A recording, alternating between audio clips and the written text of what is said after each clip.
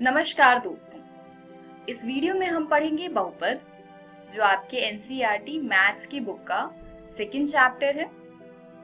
तो आज हम पढ़ेंगे बहुपद पार्ट 2। इस पार्ट में हम पढ़ेंगे किसी बहुपद के शून्य को और गुणांकों में संबंध। तो चलिए देखते हैं रैखिक बहुपद के शून्यक। तो बच्चों, रैखिक बहुपद किस प्रकार का होता है? ax जमा b रैखिक बहुपद का स्टैंडर्ड फॉर्म है। अगर मुझे इसका शून्यक निकालना है तो मैं कैसे निकालूंगी? ax जमा b के बराबर शून्य रखेंगे हम। अब b को दूसरी साइड लेकर जाते हैं तो ये आएगा ax बराबर में माइनस का b, यानी कि x बराबर माइनस b बटे में a। तो यहाँ पर x बराबर में माइनस b बटे में a रैखिक बहुपद का शून्यक है। अब देखते हैं द्विघात बहुपद के शून्यक। द्विघात बहुपद का स्टैंडर्ड फॉर्म होता है ax का वर्ग जमा bx जमा c। अब क्योंकि द्विघात बहुपद में घात 2 है, इसीलिए इसके शून्यक 2 या 2 से कम होंगे। तो चलिए मान लेते हैं इसके शून्यक है अल्फा तथा बीटा। तो एक द्विघात बहुपद के शून्यकों का हमने नाम दिया है, एक का अल्फा और बीटा। अब शून्यकों और गुणांकों में संबंध क्या होता है? मान लेते हैं ये है हमारा द्विघात बहुपद ax का वर्ग जमा bx जमा c।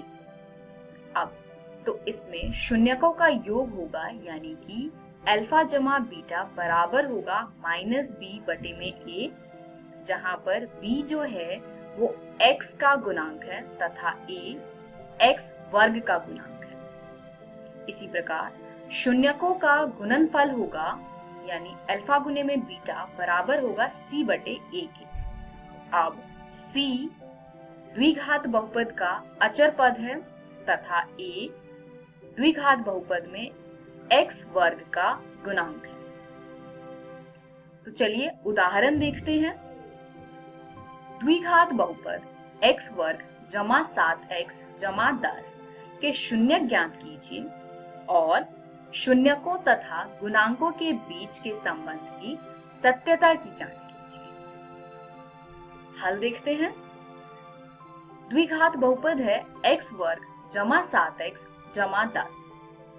तो इसके शून्यक निकालने के लिए हम इसके गुणनखंड करेंगे, जो आएगा x जमा 2 गुने में x जमा 5।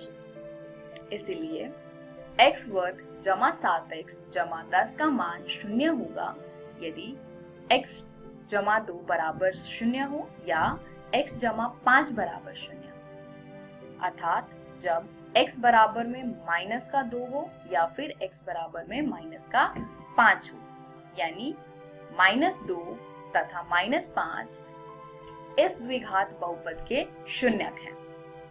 इसलिए मान लेते हैं अल्फा बराबर है माइनस 2 तथा बीटा बराबर है माइनस 5। अब शून्यकों का योग, यानी कि अल्फा जमा बीटा का मान होगा माइनस का 2 जमा माइनस का 5। इसको जब हम हल करेंगे तो ये आएगा माइनस 7। अब ये बराबर होना चाहिए माइनस b बटे a के। तो चलिए देखते हैं क्या ये माइनस b बटे a के बराबर है या नहीं। उससे पहले जान लेते हैं b और a का मान क्या है। यहाँ पर x का गुणांक b का मान है तथा x स्क्वायर का गुणांक a का मान है, यानी a बराबर है 1 तथा b बराबर है 7 के। तो माइनस 7 देखते हैं क्या माइनस b बटे a के बराबर है या नहीं। यहाँ पर b के मान को रखिए, यानी ये आता है माइनस 7 बटे 1 जो कि बराबर है माइनस 7 के। तो आप देख सकते हैं कि अल्फा जमा बीटा का मान भी माइनस 7 है तथा माइनस b बटे a का मान भी माइनस 7 है।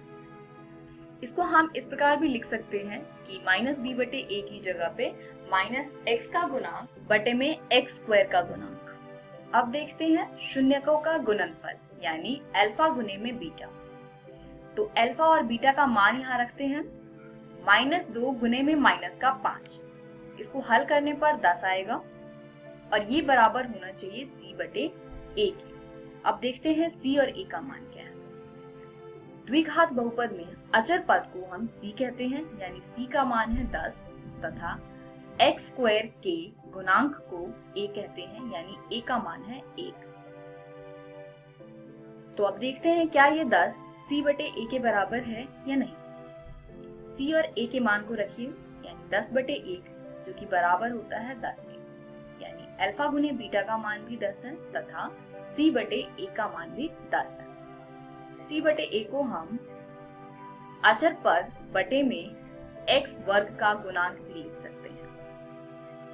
अब देखते हैं, अगर हमें द्विघात बहुपद के शून्यक दिए हुए हैं या फिर शून्यकों का योग और गुणनखंड दिया हुआ है तो हम द्विघात बहुपद कैसे प्राप्त करेंगे। इसके लिए हम इस सूत्र का प्रयोग करते हैं, x वर्ग माइनस अल्फा जमा बीटा x जमा अल्फा गुने में बीटा। आपको दोनों शून्यकों का मान अगर पता होगा, यानी अल्फा और बीटा का मान पता होगा, तो आप इस सूत्र का प्रयोग करके द्विघात बहुपद प्राप्त कर सकते हैं। उदाहरण देखते हैं।